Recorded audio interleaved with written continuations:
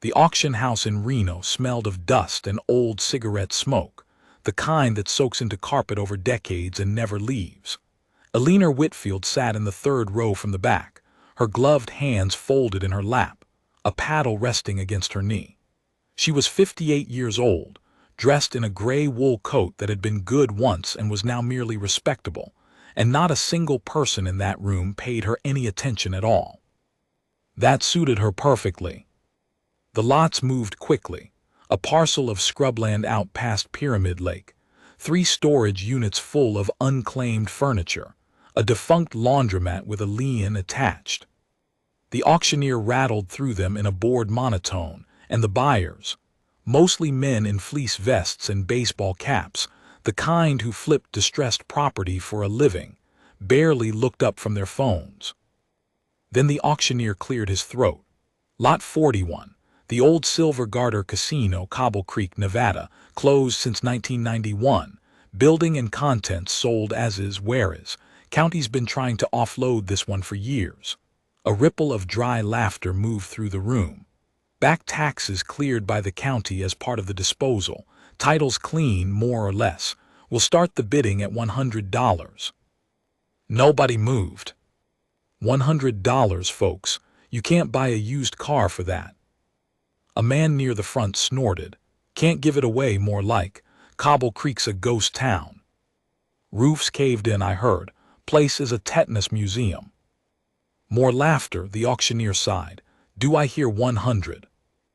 Alina lifted her paddle. Heads turned just slightly, the way they do when something unexpected happens in a room where everyone has stopped expecting anything. A woman in a gray coat, old enough to be somebody's grandmother, bidding on a collapsing casino in a town nobody had driven through in 30 years. 100 to the lady in the back. Do I hear 150? Silence. 150, come on somebody, this is real estate. The man in the fleece vest turned around in his seat and looked at her with open amusement. Lady, you know that place is haunted, right? And by haunted I mean it'll fall on your head. His friends chuckled. You sure you don't want a nice storage unit instead? Alina met his eyes and said nothing. She simply raised her paddle again, calmly, as if he had not spoken at all. That's a bid against yourself, ma'am, the auctioneer said, not unkindly. You're already the high bidder.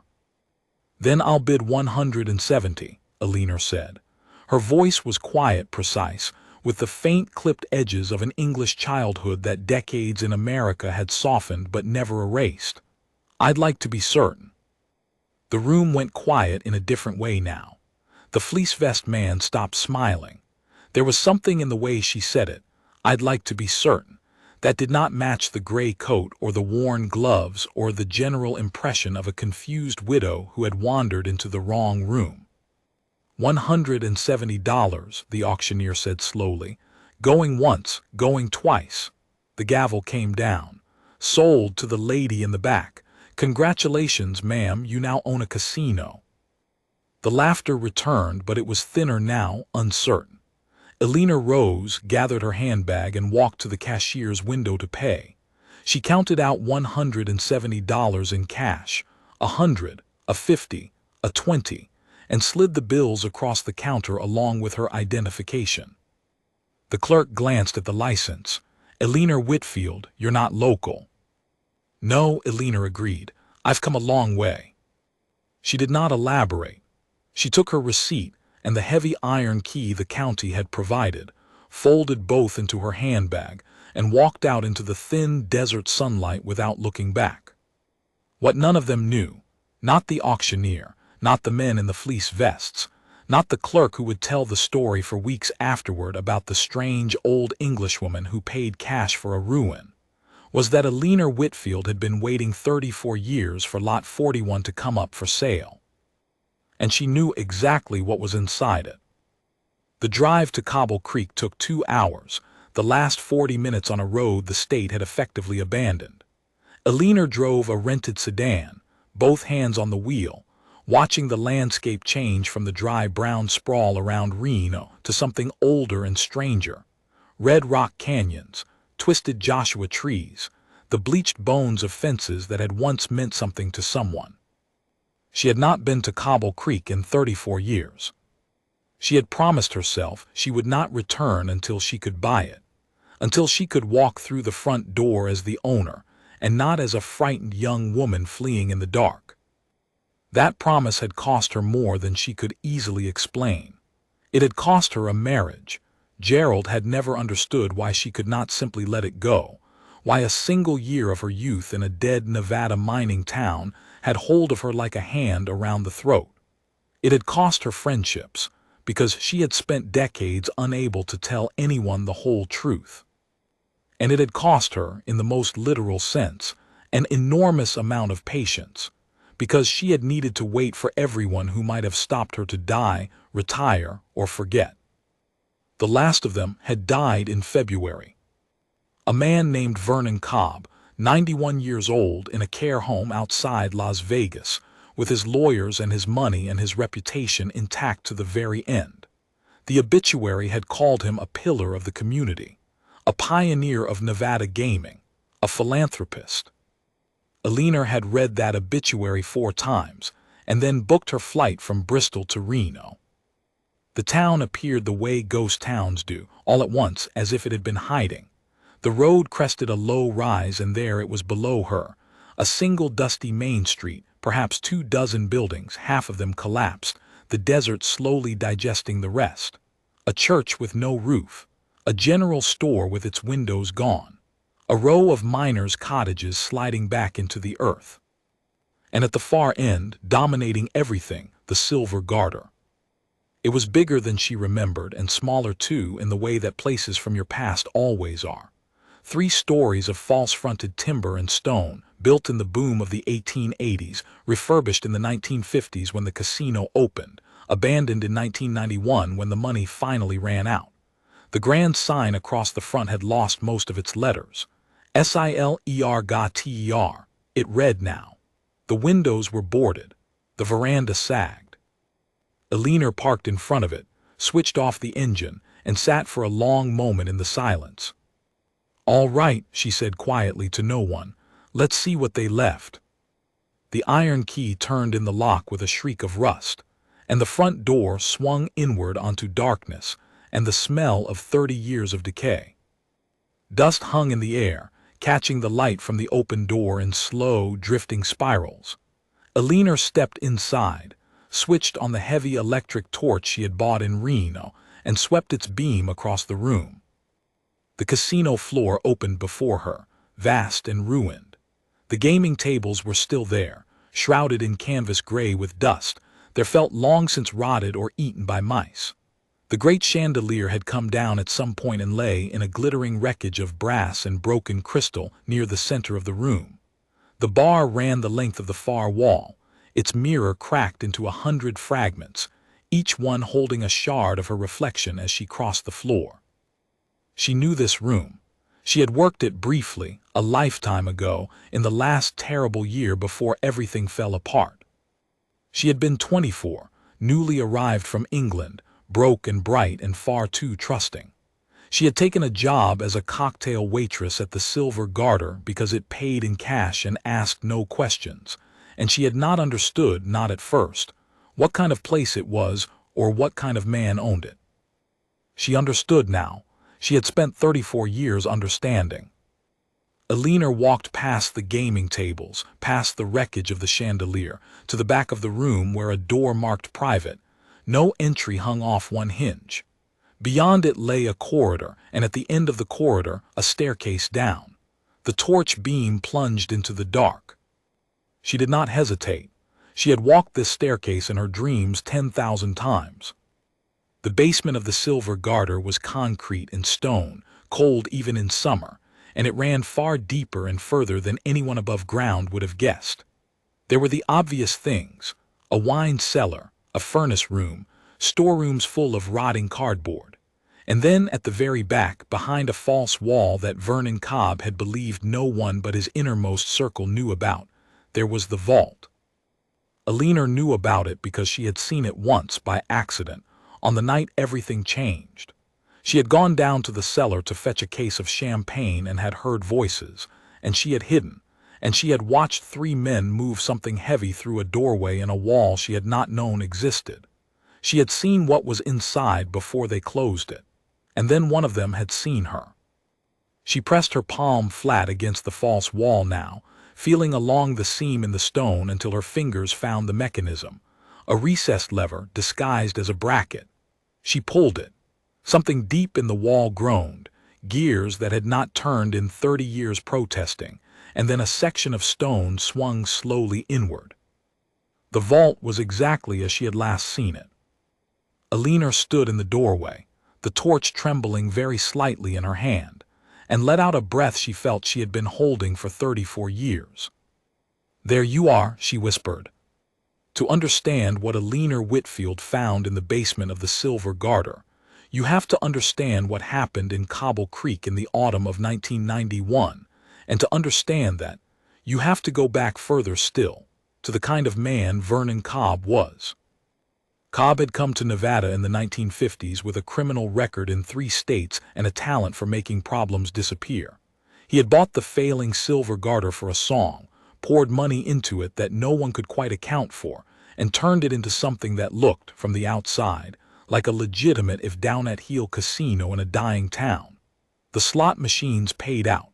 The tables ran honest enough to pass an inspection. The liquor license was current. But the Silver Garter had never made its real money from gambling. It made its money from being a place where things could be cleaned. Cash from operations all across the Southwest came to Cobble Creek dirty and left clean, run through the casino's books, washed in the tide of legitimate gambling revenue, spat out the far side as profit. The town's isolation was the point. So was its poverty. People in Cobble Creek did not ask questions, because the Silver Garter was the only thing keeping the town alive. And there was one more thing. Over the decades, certain items had come to Cobble Creek that could not be cleaned through the books, items too distinctive, too traceable, too valuable. Things that needed to be held rather than spent. And these things went into the vault behind the false wall, and there they waited. By 1991, the operation was dying. The world had changed. Federal regulators had grown teeth. Cobb was an old man and his protectors were dying off. The decision was made to close the Silver Garter, liquidate quietly and disappear. But the closure had to be careful. There were things in that basement that could send a great many powerful people to prison, and the question of what to do with them had not been fully resolved on the night a young English cocktail waitress went down to fetch champagne and saw what she should not have seen. Her name then was Alina Hart. She had been clever enough that night to run before they could decide what to do with her. She had taken her tips and her passport and a single Polaroid photograph she had snatched in a moment of terrified inspiration, and she had hitchhiked out of Cobble Creek in the dark and never gone back. But she had remembered. She had remembered every detail of that vault, and over 34 years she had built, quietly and patiently and entirely without anyone noticing, the means to come back and finish what that night had started. Because Alina Hart had not spent the intervening decades as a waitress. She had gone home to England, gone back to university, and become something the men of the Silver Garter would never have imagined possible from a frightened girl in a cocktail dress. She had become one of the foremost forensic provenance researchers in the world. The people museums and governments and insurance companies called when they needed to know whether a thing was what it claimed to be, and where it had truly come from, and who it truly belonged to. She had spent her career returning stolen things to their rightful owners. And she had always known that the largest case of her life was waiting in a basement in Nevada, behind a false wall, in the dark. Alina stepped into the vault and began, methodically, to catalog what was there. She had brought equipment, a good camera, archival gloves, acid-free folders, a notebook. She worked the way she had trained herself to work over a 30-year career, slowly, precisely, documenting everything before she touched it, establishing the chain of evidence as carefully as if she were already standing in the courtroom she fully intended to reach. The first thing she photographed was the paintings. There were 11 of them, wrapped in oilcloth and stacked against the far wall. She unwrapped the first with infinite care and shone her torch on it, and her breath caught despite everything, despite 30 years of preparation, because some things you cannot prepare for. It was a small landscape, perhaps 18 inches by 24, a view of a Dutch canal under a vast pale sky. She did not need to read a signature to know what she was looking at. She had studied this painting. She had studied the empty frame where it should have hung. It had been stolen from a small museum in the Netherlands in 1972 in a robbery that had never been solved, and it had been considered lost for over half a century. She photographed it from 6 angles and moved on. The second painting she recognized too, and the third. By the time she had unwrapped all 11, Elinor Whitfield was sitting on the cold concrete floor of the vault with her back against the wall, the torch in her lap throwing strange shadows on the ceiling, and her hands were shaking, not from fear this time, but from the enormity of it. 11 paintings, 3 of them on the International Registry of Stolen Art, 2 more she suspected but would need to verify. And the others she did not recognize at all, which in some ways was the most frightening thing, because it meant there were thefts she had never heard of, owners who had perhaps died without ever knowing where their treasures had gone. But the paintings were not the largest thing in the vault. They were not even the most important. Against the opposite wall stood a row of gray steel filing cabinets, and these, Elinor knew, were what had truly kept Vernon Cobb safe for 30 years. She crossed to them and pulled open the top drawer of the first. Ledgers, decades of them. The real books of the Silver Garter, the ones that recorded what had actually passed through Cobble Creek, names, dates, amounts, the architecture of an entire criminal enterprise written out in the careful hand of accountants who had believed, correctly, that these records would never see the light of day. Elinor lifted one ledger out, opened it at random and read. And there, in the second drawer she opened, beneath the financial records, she found something that made her go very still. A photograph, a real one, not a copy. A group of men standing on the casino floor of the Silver Garter, raising glasses to the camera, sometime in the late 1980s. Vernon Cobb in the center, younger, grinning, and around him men she recognized. Men whose faces had appeared in newspapers over the years for entirely different reasons. A man who had become a federal judge. A man who had become a United States senator. A man who now ran one of the largest private security contractors in the country. All of them young, all of them smiling, all of them standing in a room where the money was washed and the stolen things were hidden. Elinor looked at the photograph for a long time. Then she took out her own camera and very carefully photographed it. She understood now why Lot 41 had sat unsold for so long. She understood why the county had been so eager to be rid of it, why the back taxes had been quietly cleared, why the title was clean more or less. Someone had wanted this building to disappear. Someone had wanted it bulldozed, or burned, or simply left to rot until the desert swallowed it and everything inside. And instead, for $170, it now belonged to her. Elinor spent 3 days in the vault. She slept in the rented sedan, parked in front of the casino, because she did not dare leave the building unattended and did not dare sleep inside it. She ate food she had brought from Reno. She drank bottled water. And from sunrise to long past sunset she worked, cataloging, photographing, documenting, building the case. On the morning of the second day, she found the firearms. A locked steel case containing several pistols, which she did not touch beyond photographing, and which she suspected, with a forensic researcher's grim instinct, might connect to crimes she did not yet know about. She left them exactly as they were and noted their position. On the afternoon of the second day, she found the jewelry. A velvet-lined case the size of a steamer trunk, full of pieces she recognized from the same registries that cataloged the paintings. a diamond necklace stolen from a hotel in Monaco in 1981, a set of emerald earrings that had vanished from an estate sale in Connecticut, things that had been worn by women now long dead, things that had been mourned and claimed on insurance and forgotten. On the morning of the third day, she found the letter. It was in the bottom drawer of the last filing cabinet, in a sealed envelope, and the envelope was addressed in a shaking hand to whoever finds this. Alina opened it with her archival blade and read it standing in the cold dark of the vault, and by the end of it she was weeping, quietly, the first time she had wept in many years. The letter was from a man named Thomas Pell. He had been the head bookkeeper of the Silver Garter, the man who kept the real ledgers, and he had written the letter in the spring of 1991, knowing that the casino was about to close and knowing, too, that men who knew what he knew did not generally live to enjoy their retirement. He had written it as insurance, and as confession, and as a kind of prayer.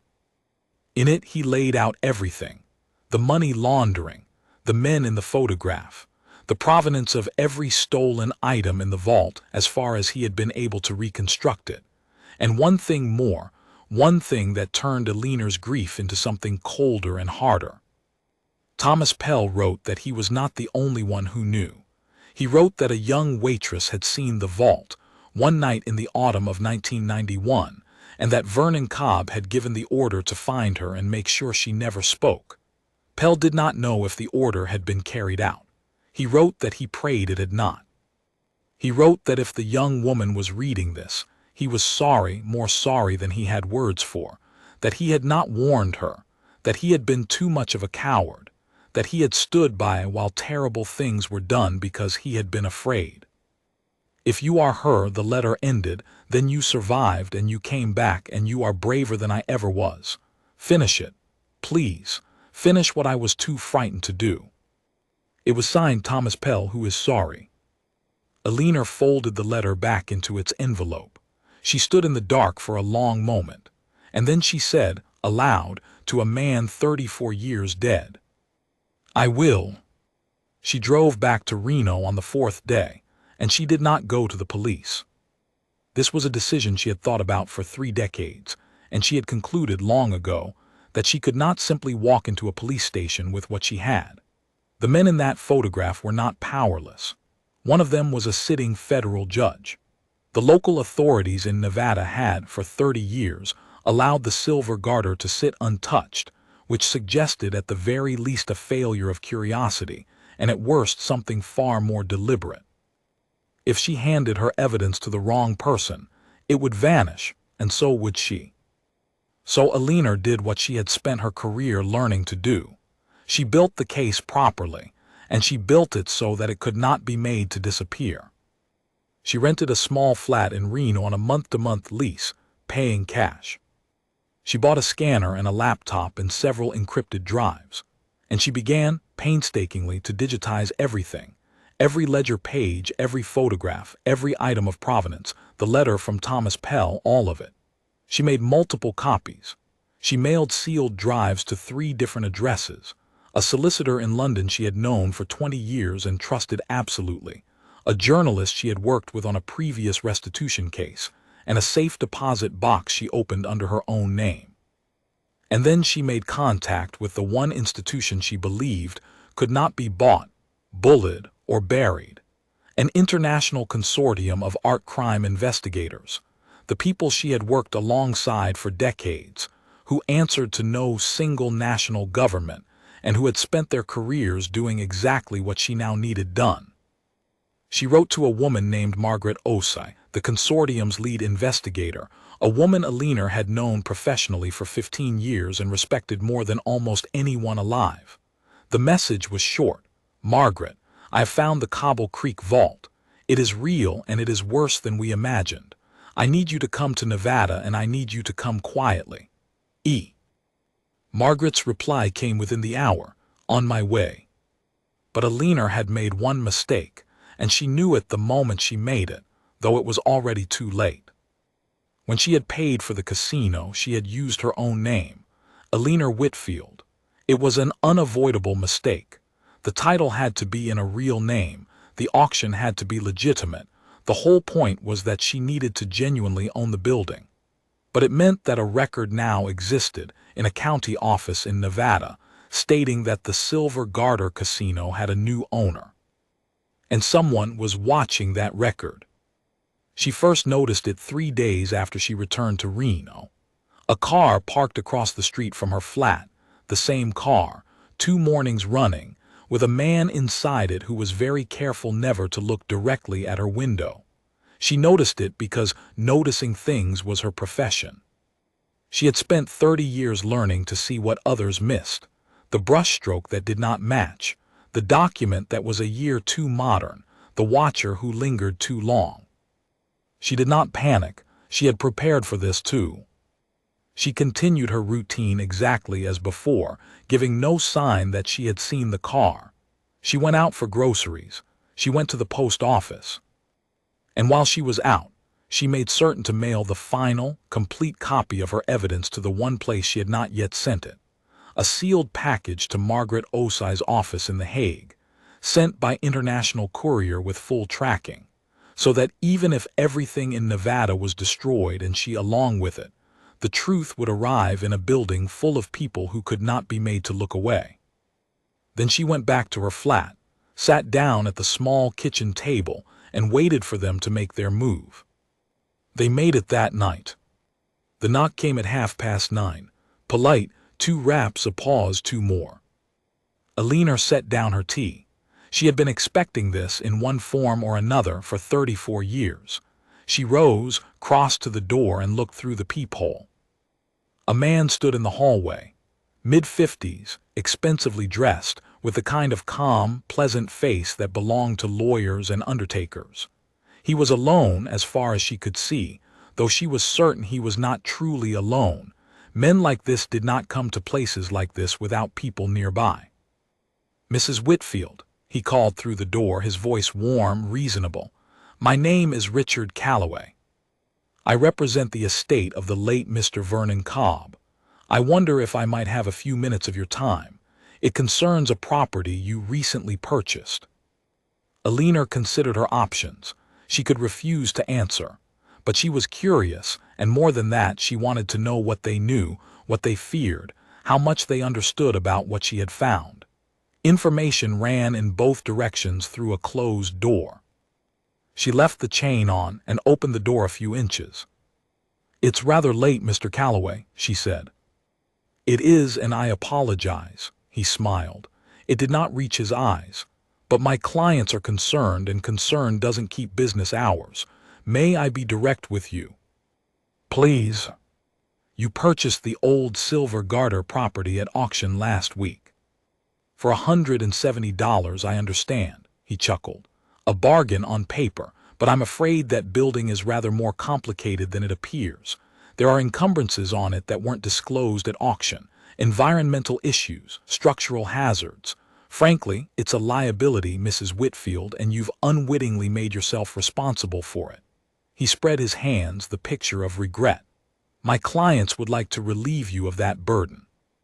They're prepared to purchase the property from you for a great deal more than you paid. Shall we say $50,000?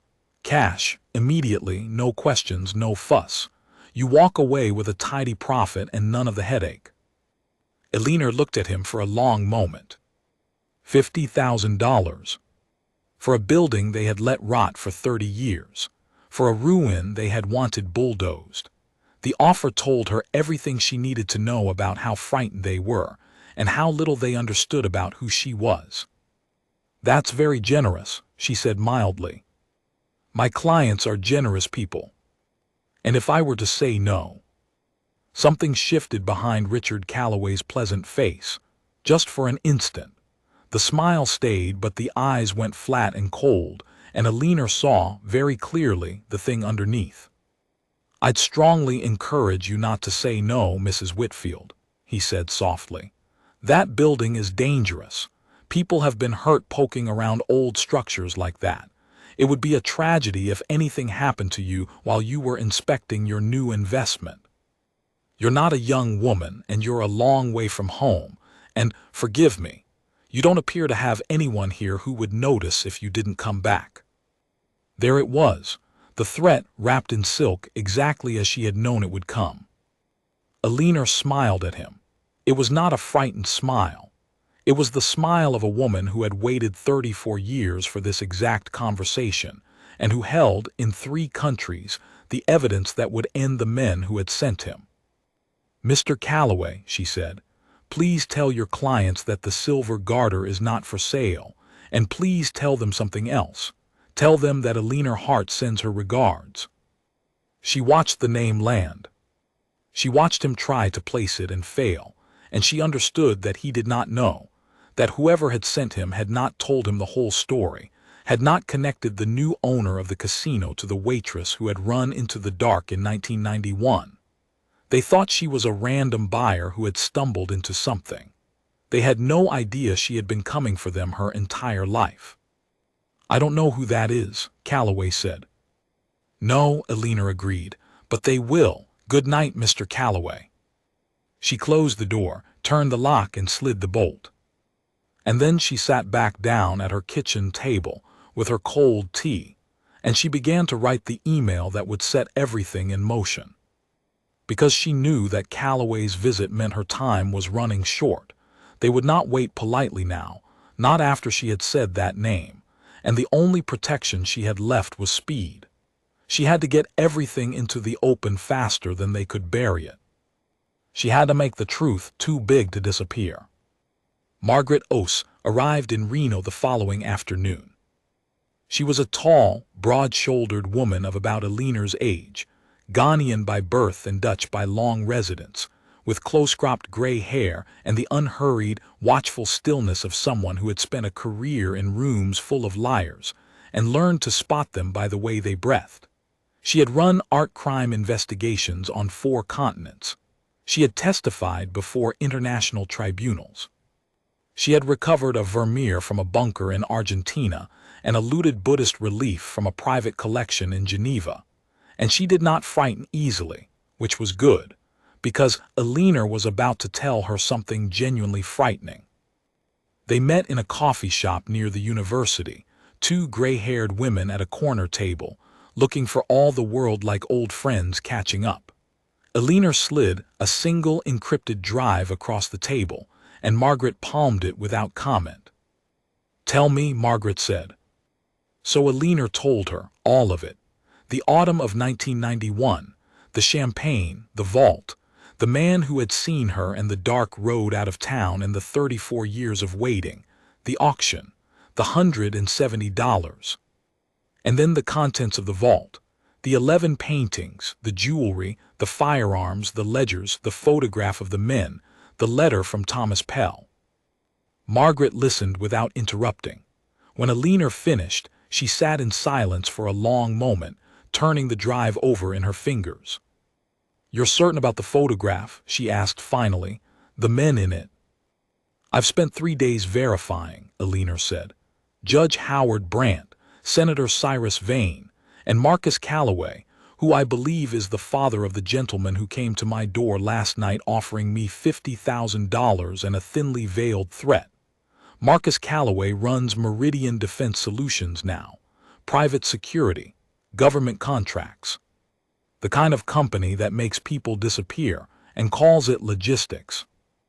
Margaret's expression did not change, but something tightened around her eyes. "Those are not small names, Alina." "No, if you're wrong about any of it." "I'm not wrong." Alina's voice was quiet and absolutely certain. "I've built cases against people who could buy and sell all 3 of them, Margaret. I know how to do this. I haven't moved for 34 years because I needed to be sure I could not be made to look like a confused old woman with a grudge. Everything in that vault is documented. Every claim is sourced. The provenance on those paintings is airtight. I could publish it in a journal tomorrow. The ledgers are real. I've cross-referenced them against public records of 3 businesses that the silver garter was washing money for, and the numbers match. The letter from Pell is corroborated by everything else. This is not a grudge. This is a case, and it is the best case I have ever assembled because I have had my whole life to assemble it." Margaret looked at her for a long moment. Then slowly she nodded. "All right," she said. "Then let's make sure it can't be buried. Tell me what you need." "I need 3 things," Aliner said. "I need the consortium to take formal possession of the vault contents under international art recovery protocols, so that the moment the existence of those paintings is public, no American authority can quietly make them vanish. I need a journalist who cannot be bought to break the story at the exact moment we move, so that there is no window in which it can be suppressed. And I need protection, not for me especially, but for the evidence. Because the moment Marcus Calloway understands what's in that basement, he will burn the building to the ground, and he will not much care whether I'm inside it." Margaret was quiet for a moment. Then she reached across the table and put her hand over Aliner's. "You've been carrying this alone for 34 years, she said gently. "Yes." "You're not alone anymore." Aliner Whitfield, who had not let herself need anyone in a very long time, looked down at the table, and her composure cracked just slightly, just for a moment, before she gathered it back up. "Thank you," she said. They moved quickly after that. Margaret made her calls. The consortium, it turned out, had been quietly aware of the Cobble Creek operation for years. Rumors, fragments, a name that surfaced now, and then in the provenance of stolen works that had passed through the American Southwest. They had never had a thread to pull. Now Aliner had handed them the whole tapestry. A team was assembled. 2 more consortium investigators flew in from Europe. A Nevada lawyer with a reputation for being entirely incorruptible and entirely fearless was retained. And a journalist, a woman named Priya Anand, who worked for one of the few remaining newspapers with both the resources and the spine to take on men like Brandt, Vane, and Calloway, was brought into the circle under conditions of absolute secrecy, given access to the evidence, and asked to prepare a story that would run the instant Aliner gave the word. But the most urgent task was physical. The evidence was still in the vault, in a building that Marcus Calloway now knew Aliner owned and would soon understand he needed destroyed. They had to get the contents out, documented and intact, before he acted. They did it at night. A convoy of unremarkable vans drove out to Cobble Creek under cover of darkness, 4 days after Calloway's visit. The consortium team, working with the care of archaeologists and the speed of thieves, packed and removed every item in the vault. The paintings double-wrapped and crated, the jewelry inventoried, the ledgers boxed, the firearms documented and turned over under careful protocol to the one federal contact Margaret trusted. By dawn the vault was empty, and the evidence was distributed across 3 secure locations, and every item had been photographed in situ before it was touched, so that the chain of custody was unbroken and unbreakable.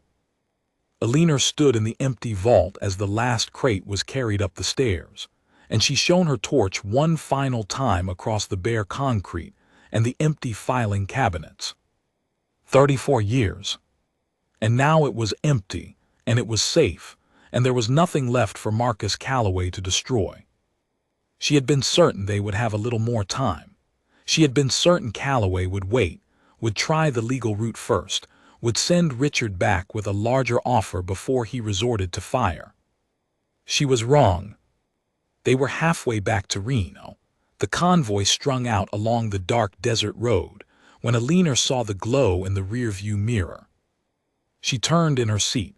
Behind them, far back, where Cobble Creek lay hidden in its fold of the hills, the sky was orange. The silver garter was burning. Margaret in the passenger seat turned to look as well. For a long moment neither of them spoke. Then Margaret said very quietly, "He moved tonight." "The same night we did." "He was watching the building," Aliner said. Her voice was steady, but her hands had tightened on the wheel. "He saw the vans. He thought we were too late, that we were still inside packing when he gave the order." She let out a slow breath. "Or he didn't care whether we were inside. He just wanted it gone." Behind them, the glow grew brighter as the dry old timber of the silver garter, 140 years old, went up like a torch. By morning, there would be nothing left but a black scar on the desert and the smell of smoke for miles. But the vault was empty. Marcus Calloway had burned a building to destroy evidence that was, at that very moment, riding in unmarked vans to 3 secure locations, already photographed, already documented, already beyond his reach. He had made the catastrophic mistake of the powerful and the proud. He had assumed that because he could not imagine being outmaneuvered, he could not be outmaneuvered. He had assumed that the old woman who bought his casino for $170 was a problem he could solve with a threat or a check or a fire. He had been wrong about everything. Eleanor watched the glow in the mirror for one more moment. Then she faced forward toward Reno, toward the dawn, toward the reckoning she had spent her entire life preparing. "He's just told the whole world he had something to hide," she said. "Arson, the night we moved the evidence. Priya can run that alone." A grim, thin smile. "Margaret, we have him." The story broke 9 days later. It broke all at once, everywhere, exactly as Eleanor had designed it to.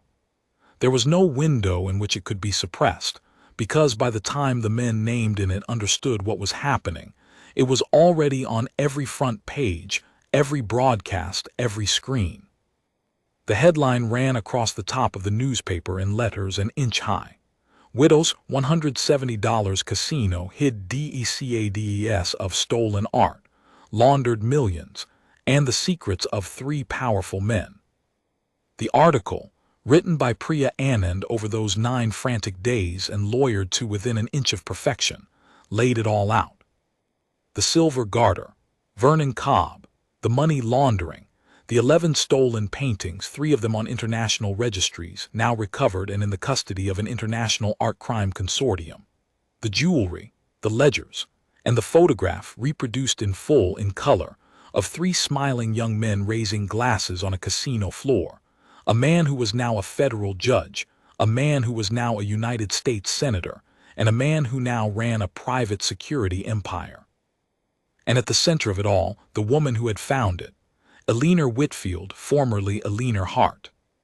The cocktail waitress who had seen the vault in 1991, run for her life, spent 34 years becoming one of the world's foremost experts on stolen art, and come back to buy the building for $170 at a county auction so that she could finally, legally, open the door.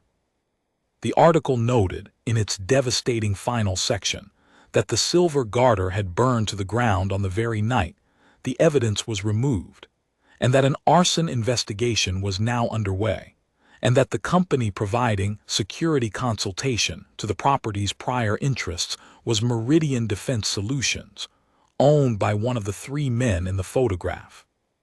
It was, every commentator agreed, one of the most extraordinary stories anyone could remember. And it could not be buried because it was too big, too documented, too completely outside the control of the men it named. The paintings were real and recovered and in The Hague. The ledgers were real and being authenticated by forensic accountants.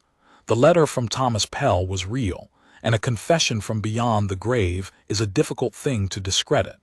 Eleanor had built the case exactly as she had promised Margaret she would, so that it could not be made to disappear. The men in the photograph tried, of course. They tried everything. Senator Vane issued a furious denial and called it a smear.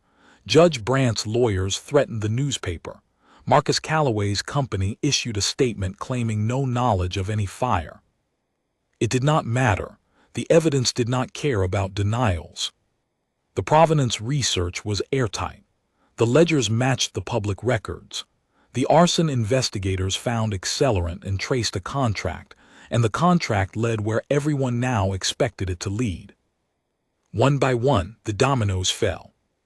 The public showdown, when it came, was not a single dramatic scene but a slow, grinding, inexorable collapse, which is how these things truly happen in the real world.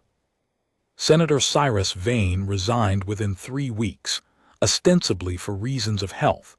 In reality, because the ledger showed his early campaign had been funded by money washed through the Silver Garter, and the ethics investigation that followed was the kind that did not end well.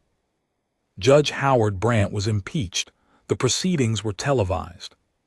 Alina watched a few minutes of them in her flat in Reno and then switched the television off, because she found she took no pleasure in it, only a quiet, weary sense of a debt finally being paid. And Marcus Calloway, who had ordered the fire, who had sent his son to her door with a threat dressed as a check, Marcus Calloway was arrested. The arson investigation led to the contract. The contract led to his company. And from there, the federal investigators followed the thread all the way back through 30 years of crimes that the burning of the Silver Garter had been meant to bury. Richard Calloway, his son, attempted to negotiate. What he had to offer in exchange for leniency only deepened the case against his father. The catastrophic mistake of the powerful and the proud played out to its end.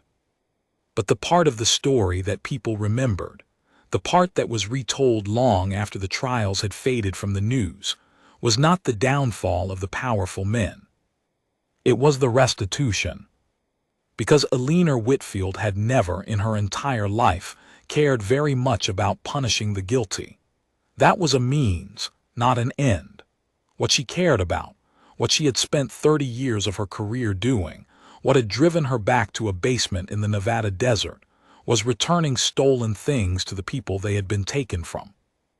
And so, over the months that followed, 11 paintings went home. The small Dutch landscape, lost since 1972, was returned to its museum in the Netherlands, where it was rehung in its original frame, which had hung empty for 53 years. There was a ceremony. Alina was invited. She declined to speak, but she attended, standing quietly at the back of the room, watching an old curator weep at the sight of a painting he had assumed he would never live to see again. The emerald earrings went back to the granddaughter of the woman they had been stolen from, a woman in Connecticut who had grown up hearing the story of the great theft and had never imagined the jewels would surface in her lifetime. Each piece had a story. Each story had an ending now, an ending that had waited 30 years or more, an ending that existed only because a frightened young woman had once snatched a Polaroid in the dark and refused, for the rest of her life, to let it go. There is a coda to the story, and it is a small one, but it matters. Some months after the trials, when the news had moved on and the powerful men had been dealt with and the paintings had gone home, Alina received a letter. It was forwarded through the newspaper, through Priya Anand, in a plain envelope with no return address. It was from a woman named Susan Pell. She was the daughter of Thomas Pell, the bookkeeper who had written the letter in the vault. She was 61 years old, and she had grown up believing her father had been a criminal who had abandoned the family and vanished, and she had spent her whole life ashamed of him. She had read the newspaper story. She had read about the letter her father had left in the vault, "Finish what I was too frightened to do," and she wrote to Alina to say that she had not known. She had not known that her father had tried in the end to do the right thing. She had not known that he had been afraid and ashamed and sorry, and that he had left behind for 30 years a confession that had helped bring the guilty to justice and the stolen things home. "You gave me my father back," she wrote, "not the man I was ashamed of, the man he was trying to be. Thank you." Alina read the letter twice.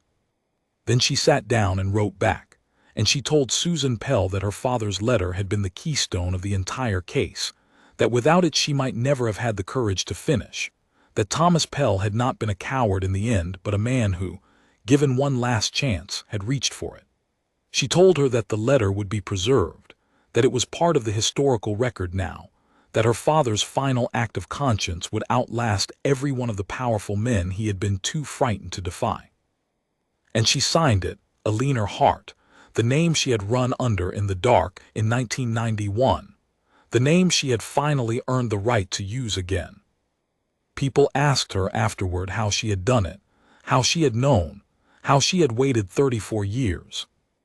how a woman in a worn gray coat had sat in the back of an auction house and outmaneuvered a senator, a judge, and a man who commanded a private army. Alina never gave them much of an answer. She was not, by nature, a woman who explained herself. She had let her actions speak her whole life, and she saw no reason to change now. But once, late in the evening, at a small dinner Margaret Ose hosted in The Hague to mark the close of the case, someone asked her the question more gently than most, and Alina was tired, and the wine was good, and for once she answered.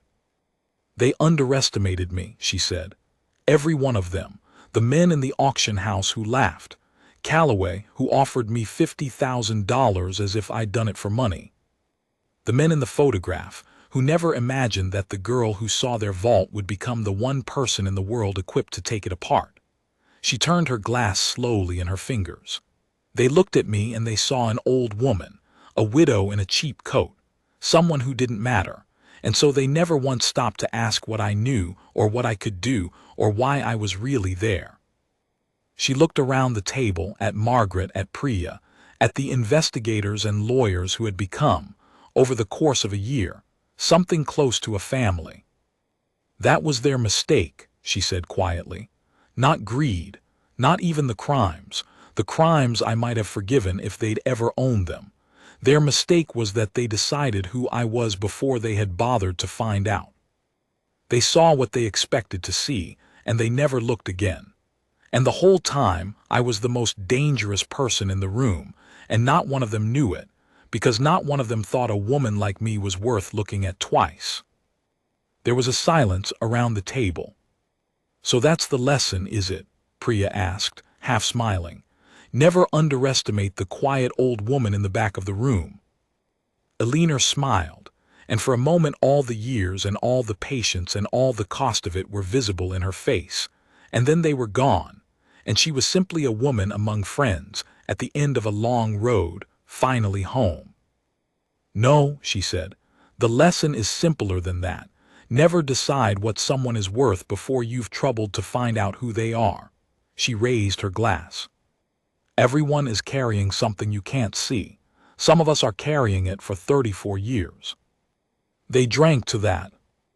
And outside, in the quiet Dutch night, 11 paintings hung once more in the places they belonged, and a dead man's conscience was at rest, and an old woman in a gray coat had finally, after a lifetime, set her burden down.